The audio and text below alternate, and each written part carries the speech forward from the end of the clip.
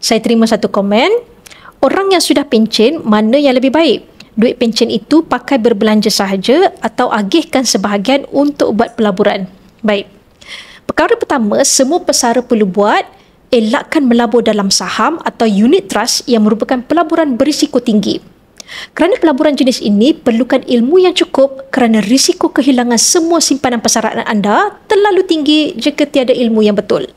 Dan jika anda hilang semuanya, peluang untuk mengumpul semula simpanan sudah tidak sama lagi.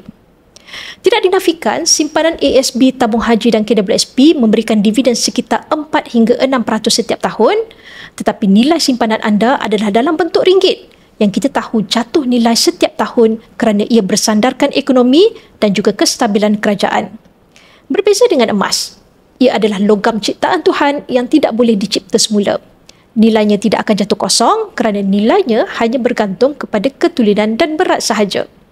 Sebab itu emas adalah insurans kekayaan kerana ia melindungi simpanan anda dari jatuh nilai. Dan seperti yang kita tahu, apabila nilai duit jatuh, harga emas akan melonjak naik. Dengan itu, emas juga dapat mengekalkan kuasa membeli. Kesimpulannya, untuk pesara, pastikan anda selamatkan duit persaraan anda dari sebarang pelaburan. Selamatkan nilai simpanan anda dari jatuh dan pastikan rancang penggunaan simpanan persaraan supaya tidak habis digunakan.